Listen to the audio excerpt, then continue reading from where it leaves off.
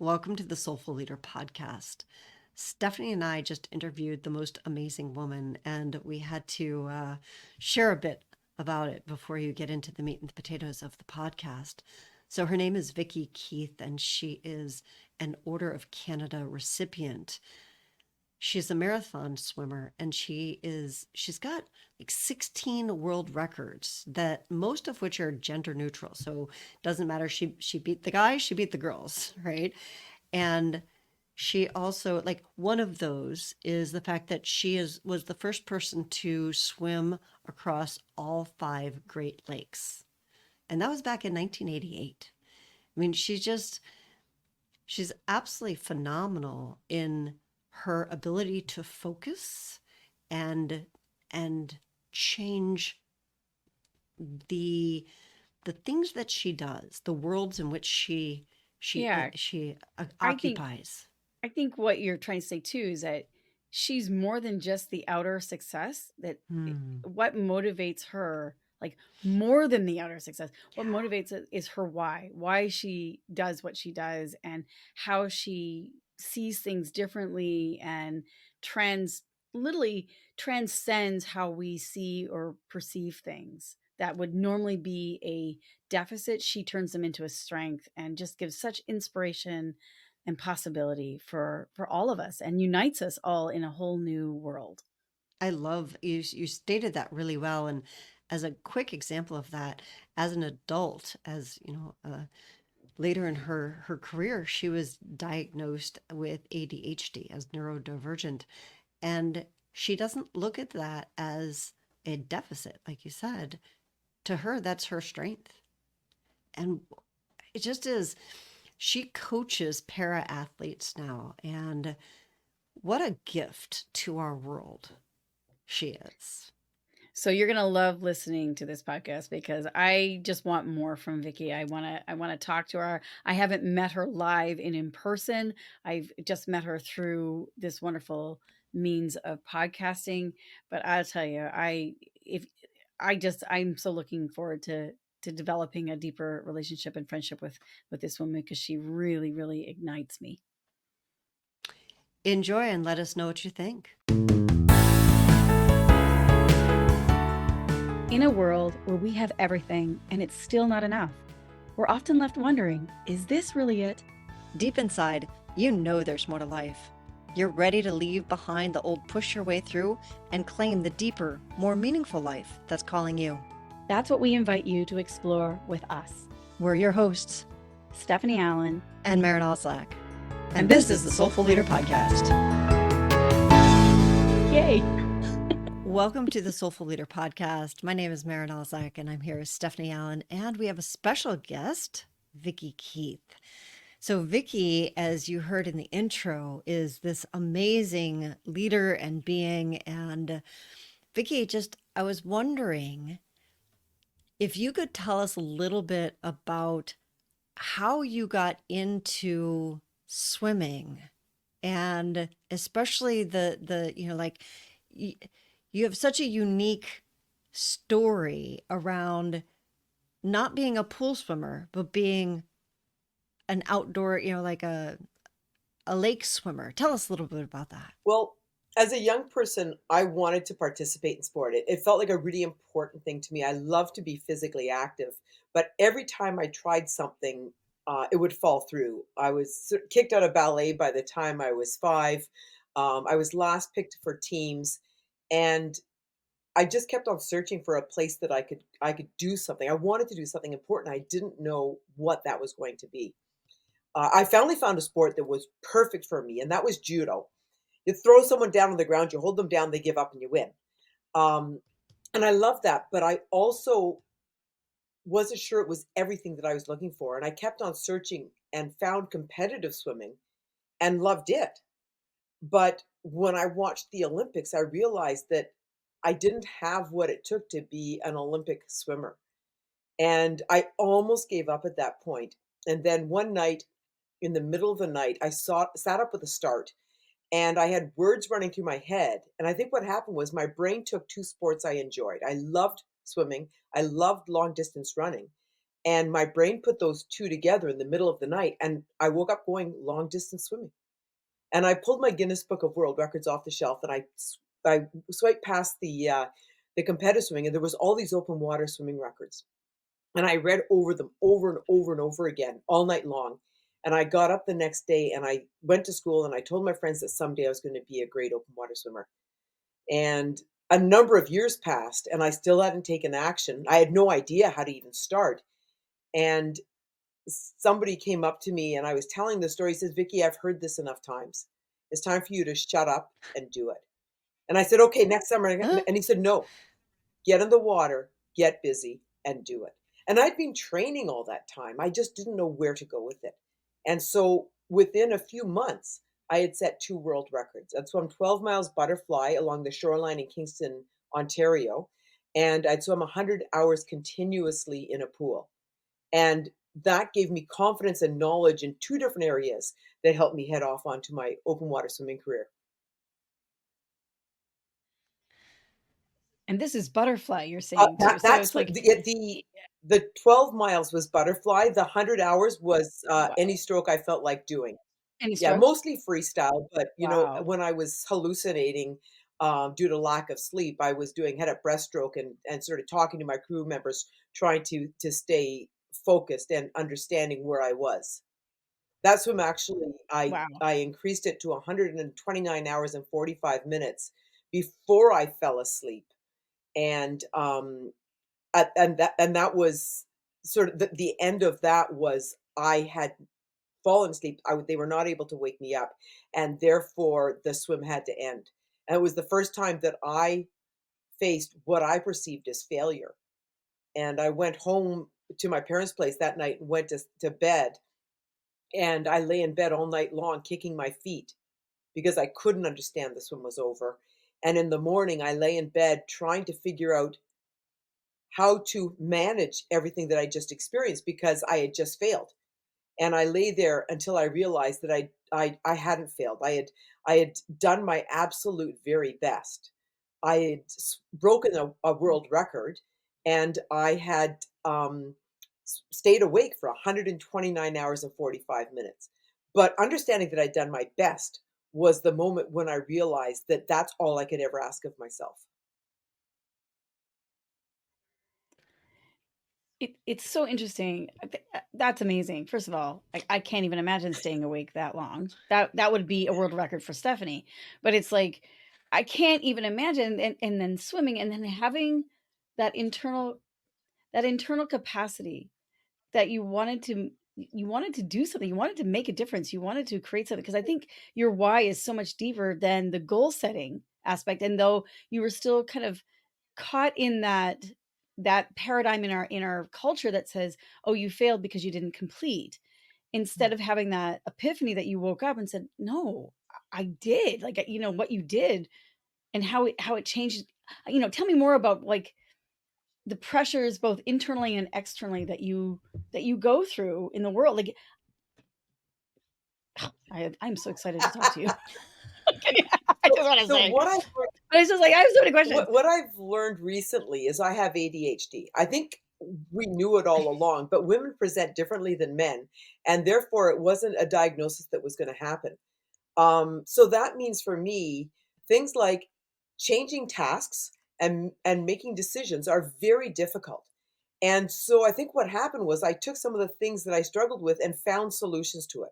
So making decisions, I decided no matter what, it was going to work out. Everything was fine. And when I could look at things from only one perspective, a positive perspective, I had gotten rid of half of the decisions I had to make. And for me, then I could see everything positive, and I had solutions on a scale that I could manage. But my decision making had been cut down. And I depend on my intuition as opposed to a decision making process.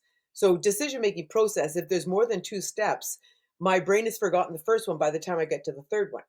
So if I can just use my intuition, what is right? And that's usually the strongest one for me is what is right.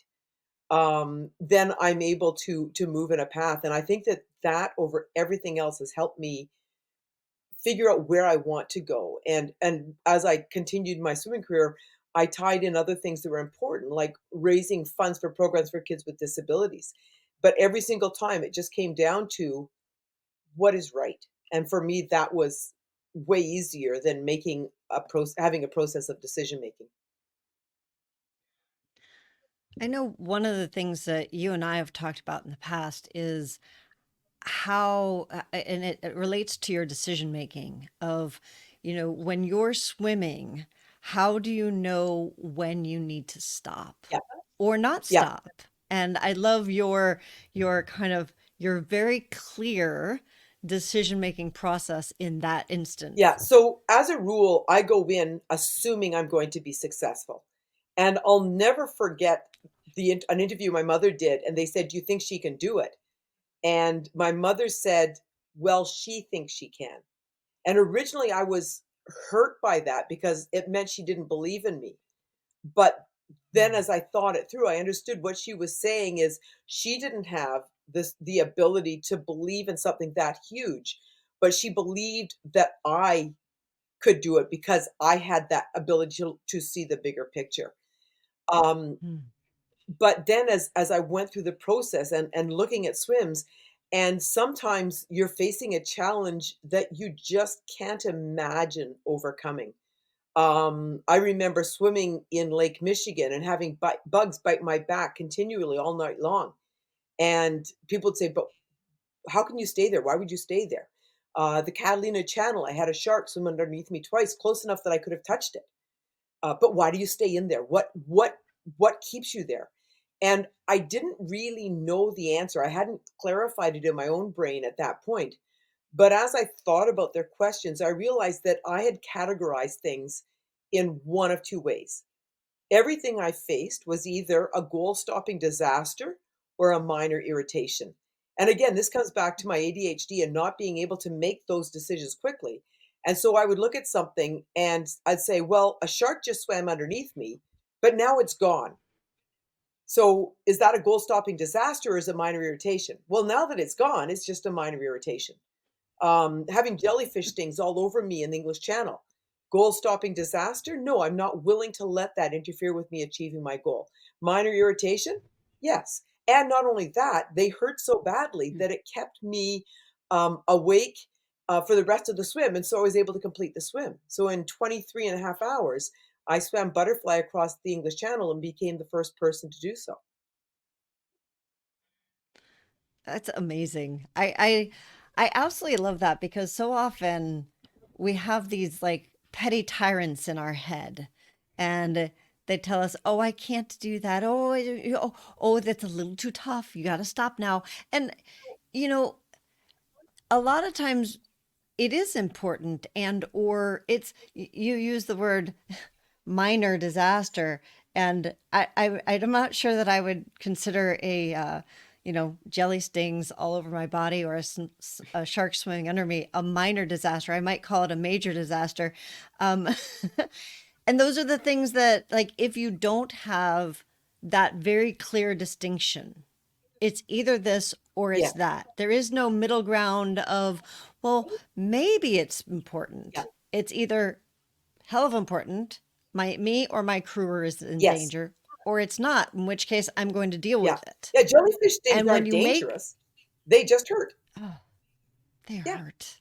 Well, some jellyfish stings are, but Well, it's kind of that saying, is it fear and danger are not the same thing. yes. It's like danger is real, fear is optional. And that's what I kind of hear you saying. It's like, a major irritation or a major disaster. Which one is it? It's like, is it fear or is it danger? And if it's fear, okay, this too shall pass. I'll just work through this. Or is it a major thing that is going to, injure me or injure the crew, or that then, okay, that's dangerous. I need to stop. And I just think, imagine if we did that. And I also love that you only focused on, yes, of course I'm going to be successful. Why wouldn't I be? I'm just going to focus on being successful. Like there was no other room for doubt or fear or like, And I mean, I think it's there's, simpler it's in a just, yeah. situation where all focus is in one direction. And when we're in an environment like life where we're doing so many things, um, things get blurred. And I think if we can just think of that one situation and understand that that one situation isn't impossible, we can manage that. The challenge is that we're doing 12 other things at the same time. And in this world, that is what we're doing. So if we can rearrange, readjust, prioritize, and then choose the things that you are absolutely not going to let slide and the things that it's okay to let slide. I mean, you can't let family slide. Family is important, right? If you've got a goal that's really important to you, it is also important to your family because you are showing your family what's possible. And if you have children, you're showing them that you matter. And so often we don't take Mhm. care of ourselves. We don't self-care doesn't come into our vocabulary. It's the last thing on that list of what we should be doing.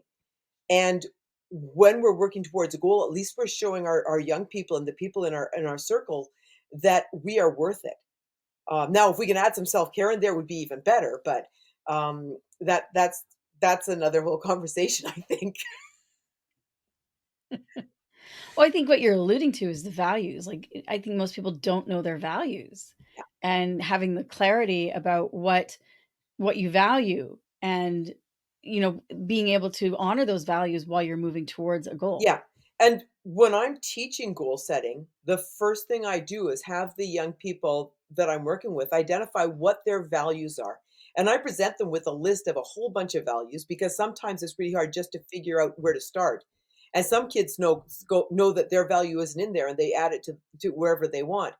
But so they end up with like 20 values. I go, now cut it down to 10, cut it down to 5. You got to have 6. Okay, you can have 6. You can only find 4 that work for you, then that's fine. But once you've got your values, every single goal you choose, you have to identify which values you are focused on to achieve that goal. Because if it's not value based, it's not going to be important enough to you to follow through. And that's okay if you're working on a goal and it doesn't at some point fit your values anymore because our values will change over time. COVID, our values changed, our understanding of our world changed, right? So it's if all of a Mhm. sudden something changes and this doesn't fit your values anymore, then that's a goal that isn't necessary. So don't just keep on fighting on it because it was a goal. You don't need to achieve every goal. You have to find the ones that are really important to you, the value-based ones, and move in that direction and help others do the same.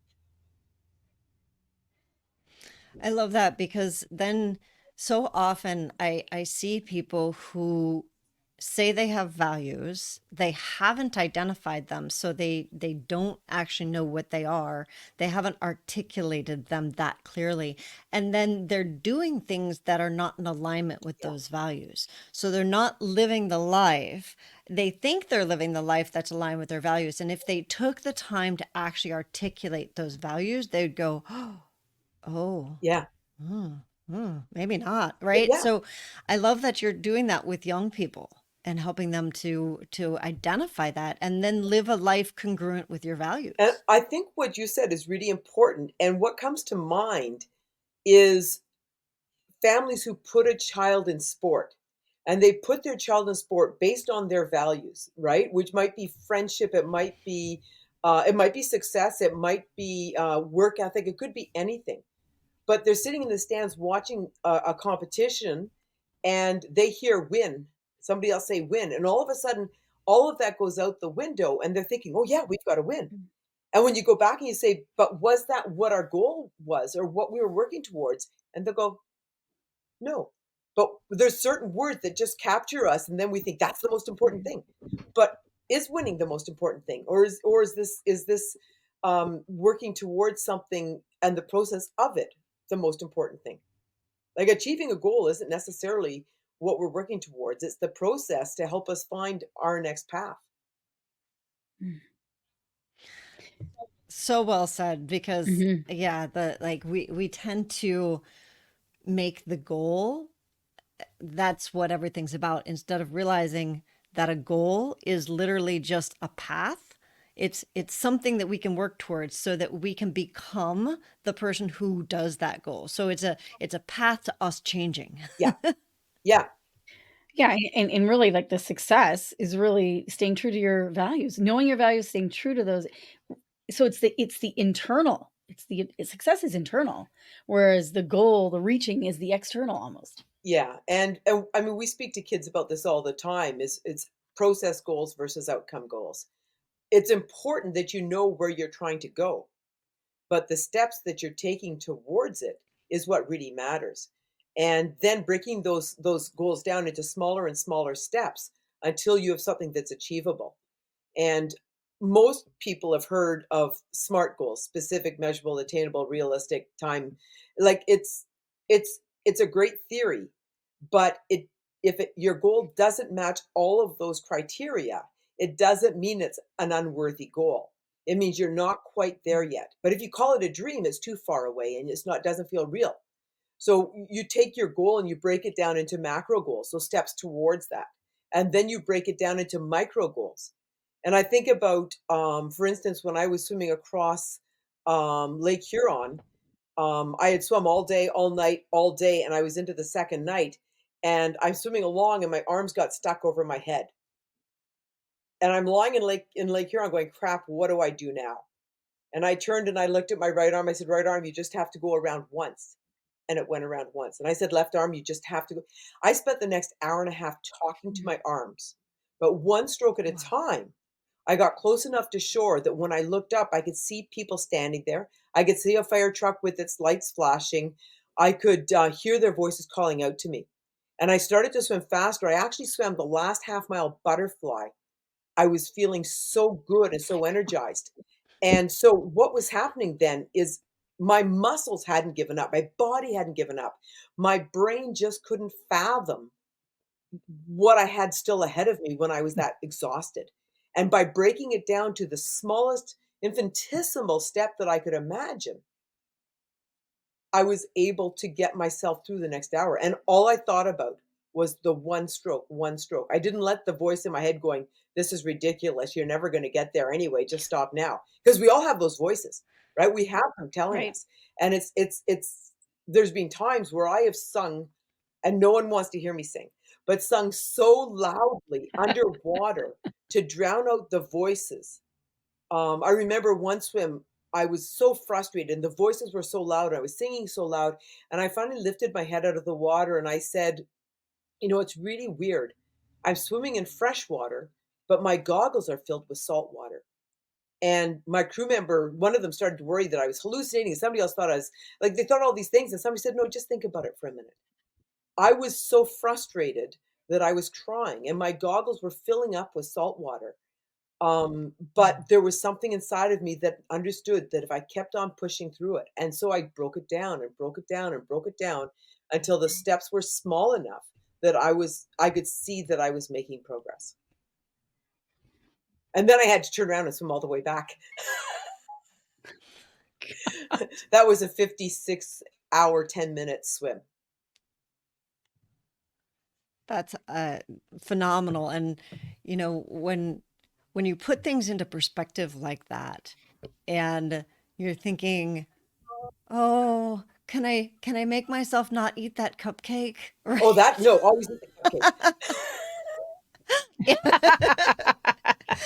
Yeah, and if your goal is to lose weight, which a lot of people do, or your goal is to, meet somebody new and you're trying to get out to the bar so that, or, get on some sort of an app, or if your goal is to make six figures or whatever it is, and you put it in perspective of like, oh, yeah, those are, like you said earlier, minor irritations, the little things that get in the way. They're just minor irritations. They're not, okay, we need to stop, something's in danger. And the goal is not perfection. Right? Like Mhm. if our goal, and I'm gonna use your example, is to lose weight and there's a cupcake there, eating the cupcake doesn't make us a failure, right? That there's nothing there that makes us a failure. Everybody who sees their favorite treat in front of them is going to want to eat it, right? And so if you tell yourself you can't have it, then you just start craving it more. And at some point, you're going to eat the 12 cupcakes that are sitting there. So it's have one, enjoy it, cut it into small pieces, savor it, and know that that was your treat. and then move forward. And it's not a failure if we eat a cupcake, if we don't get a personal best time, if we don't win, if you know if we finish the day and didn't achieve everything on our to-do list. None of those things make us a failure. I've got a to-do list, and some of the things have been on there for months now because I'm procrastinating about doing them because I don't know how to start. But I will get them done at some point because some of my other goals will lead me to a step that helps me realize that I can do that. Now is the time, and start moving forward. So it's okay to have to have different to-do lists. These have to be done today. These have to be done sometime this week.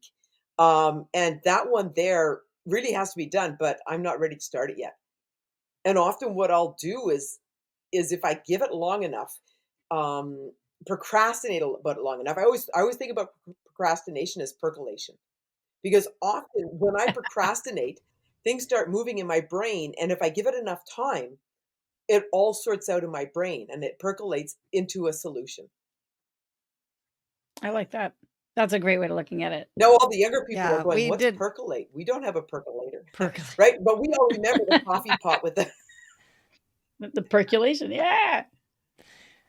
We had a podcast that we did a while back on that of like procrastination is not what we think that it is, and so often it's actually inner Yes. guidance that's telling us it's not quite right time. There's something else coming, and it's exactly what you were just referring to. Of like, there's a higher part of us that knows that it's not right timing. There are some other chunks that need to come in, some things that need to align, and when it's right timing, I mean, yes, there sometimes is like Of course. absolute outright procrastination. And a lot of times it's our inner guidance telling us, no, put that off a little bit. It's not quite ready Yeah, yet. it may not be time, you may not have the skills yet, but if you know that it's coming, then and you keep it on that to-do list, you can say, "You know, I can't do that today, but this step here will help me get a little bit closer." So it's okay to have it sitting there for a long time. But if that goal is there, and you write something each week that might be working towards it in some way, and it doesn't have to be directly related. I mean, if your goal is to swim across a lake and that week your goal is to um, swim 10 strokes, you're still working in that process, right? Or if maybe it's not even swim related, maybe it's doing some nutritional education so that you can figure out what you need to do nutritionally instead of doing what everybody else tells you to do. Because that's something I've learned is nutritionally we all need something different. And I watch open water swimmers who feed every 15 minutes because they need that nutrition continually in. Well, my first open water swim, 8 hours in, I had a barley sugar and a can of apple juice and then finished off the swim another 4 hours. I didn't know what the rules were. We couldn't just Google it. And so I didn't want to stop at all. And I realized 8 hours in, I probably needed something. But as a rule, my nutritional plan was eat every 2 hours. And then as I moved into the second day, every hour and a half, and then every hour. Right. But it's figuring out what do you need and what can you do Mm. towards that. It's listening to advice, right? But it's not necessarily following it. It's thinking about it and considering it and knowing um, to follow your own heart. Hmm. I think that's what you said about intuition, about really knowing yourself. It's so important. Yeah. To know how your brain works or doesn't work, or know that, the doubts that are going to come up and how to handle them. And the more you can do that self awareness and self discovery, it can actually become your personal trainer, which I think is what I hear you saying is that the procrastination or the doubt or actually helped you even focus more. Because I think what I also hear is that there was more of a why you're doing something than just, okay, I just want to, get in Yeah.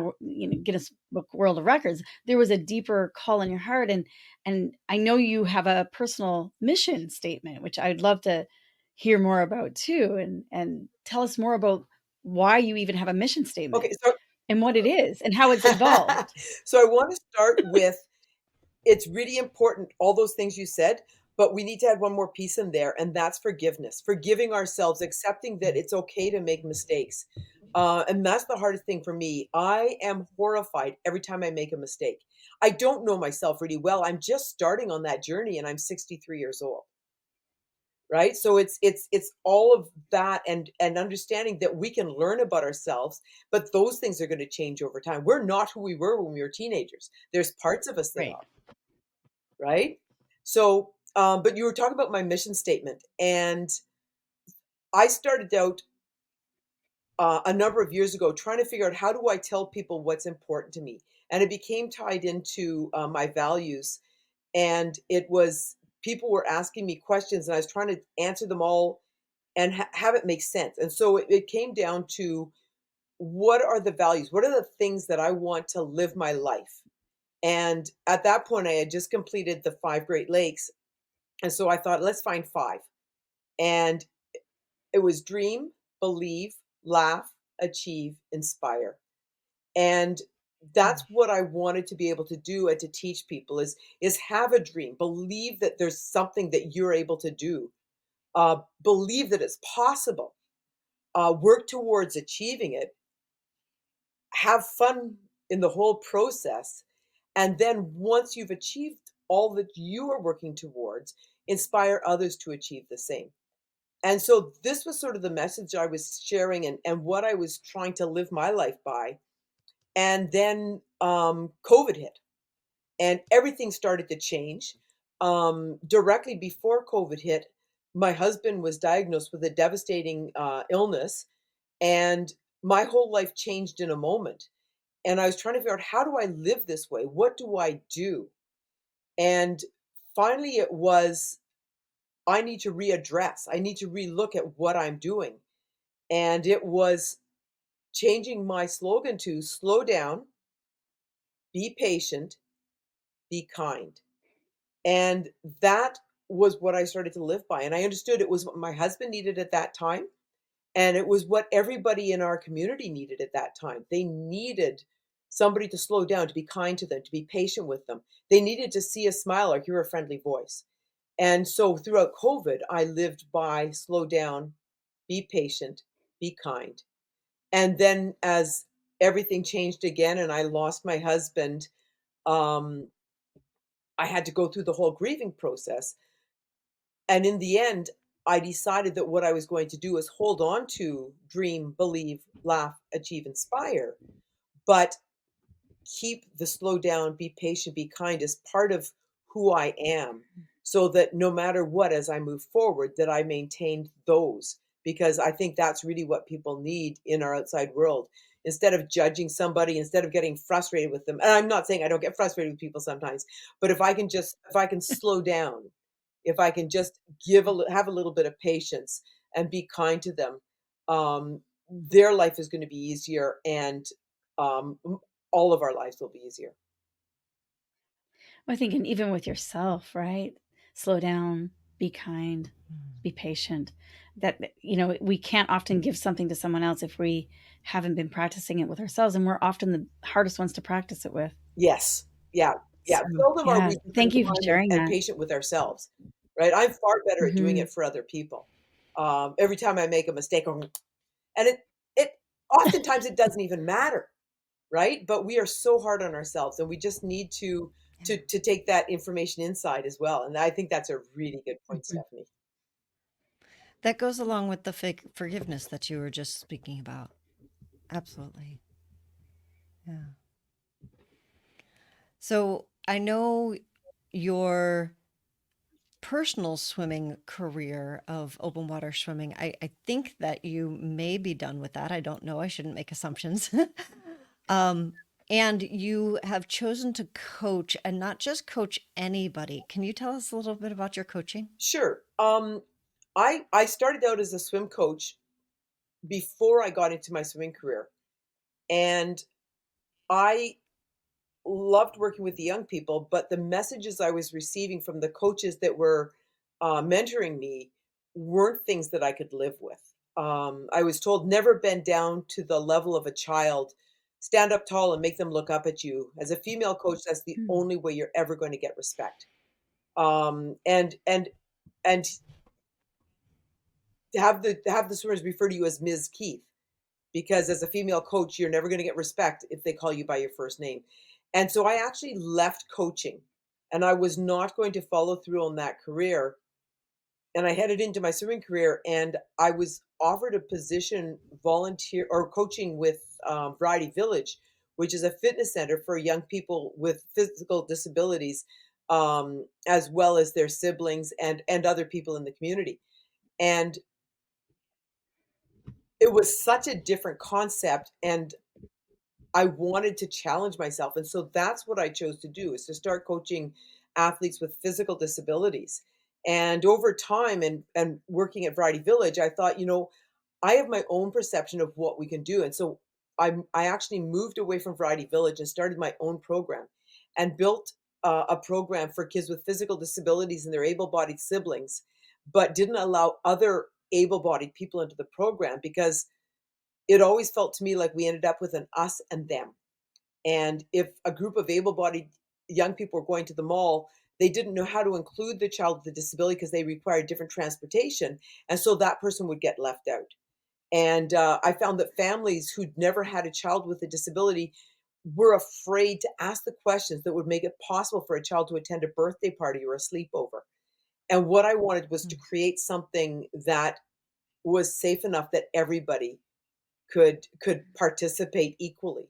And I think that I realized that I was successful the day I watched two young people walk down the pool deck, one using a walker, one was an able-bodied sibling, and they were talking about hockey.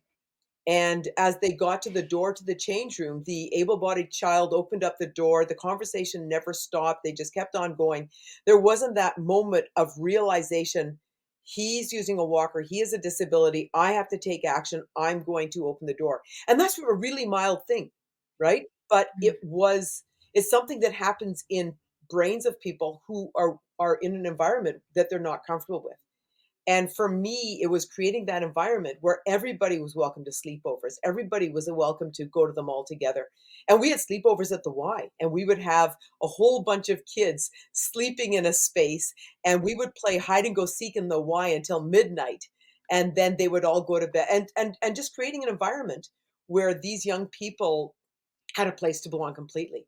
And my intention wasn't to take it much beyond that, but the athletes showed me the path.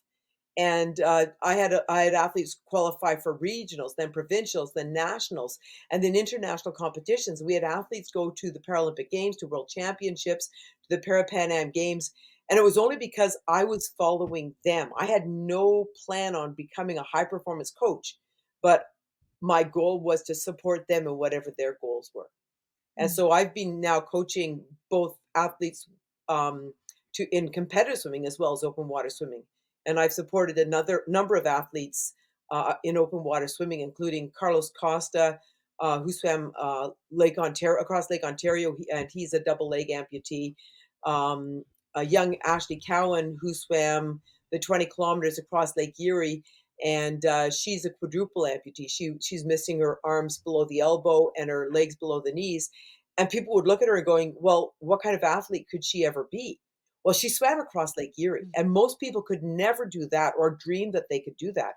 But Ashley then ended up moving on, getting married, and she has three beautiful children. So there's possibility for everybody if we Mm. get rid of all those negative thoughts and just see the possibilities and the positivities of what we could achieve.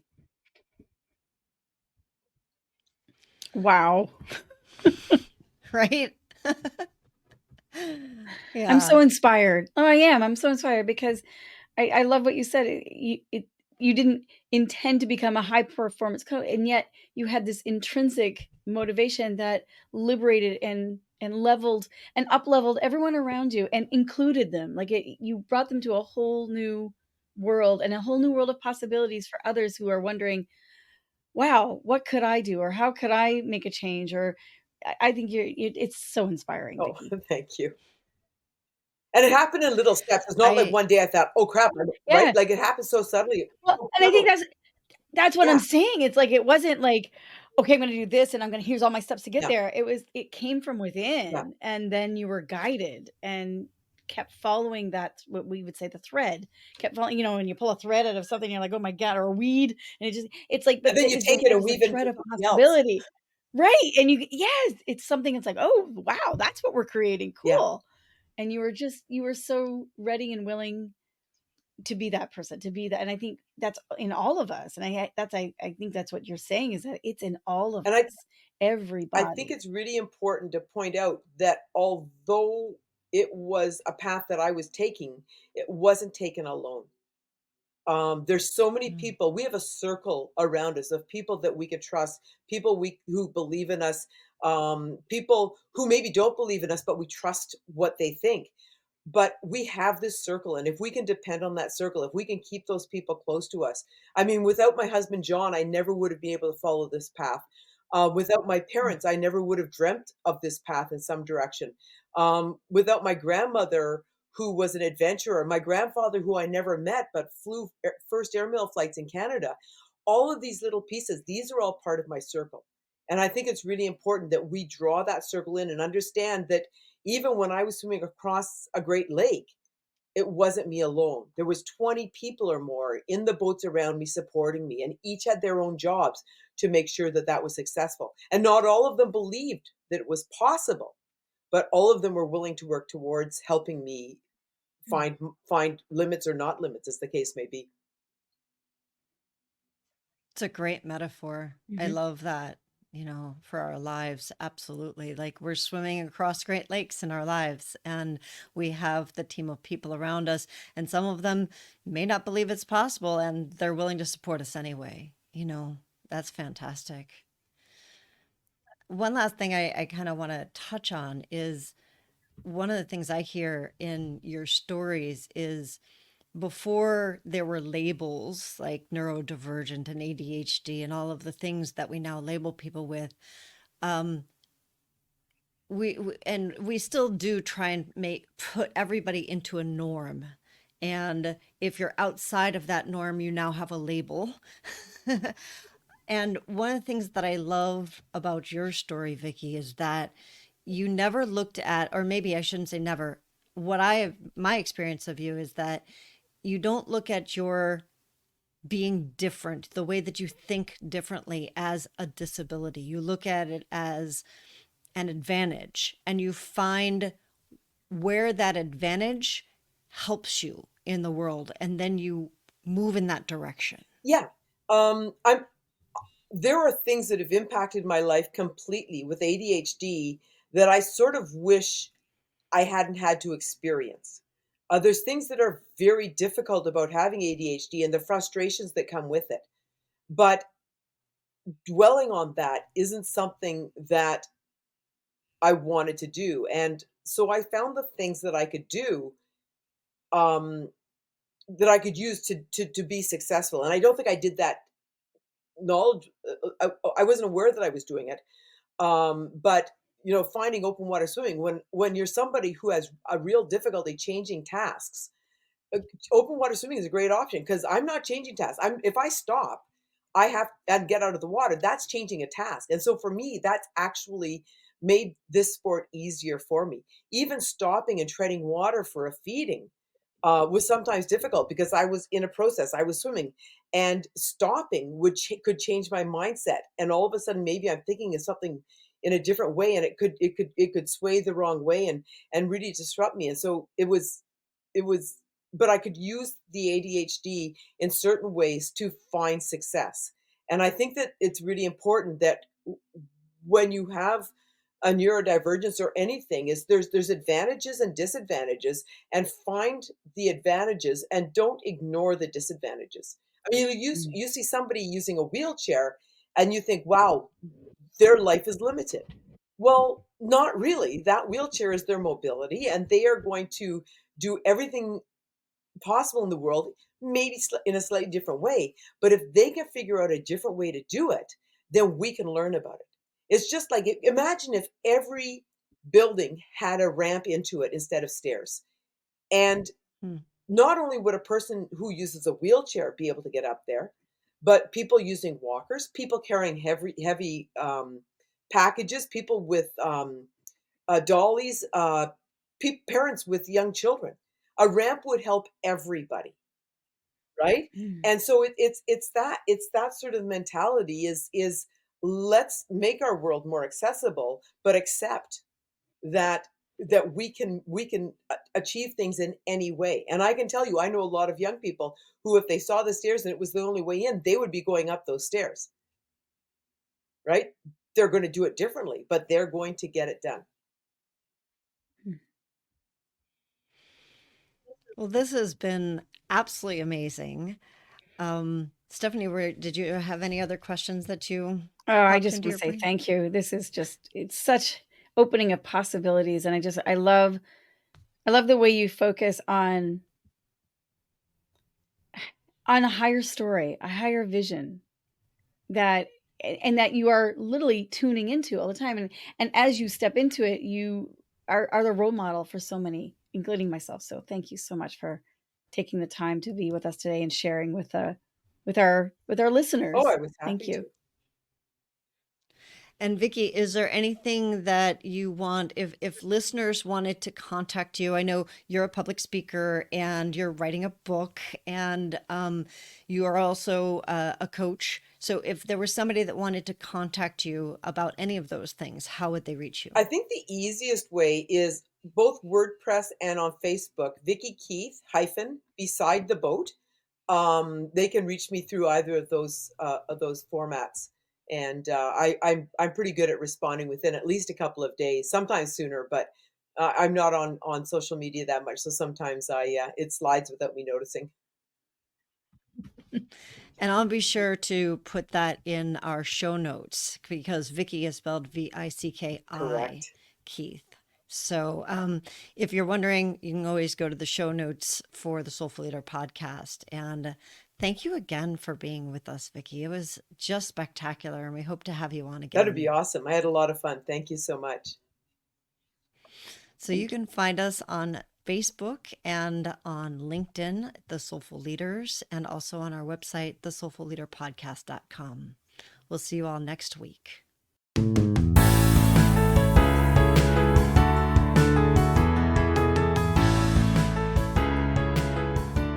And that wraps up another episode of the Soulful Leader podcast with your hosts, Stephanie Allen and Maren Oslack. Thank you for listening. If you'd like to dive deeper, head over to our website at thesoulfulleaderpodcast.com. Until next time.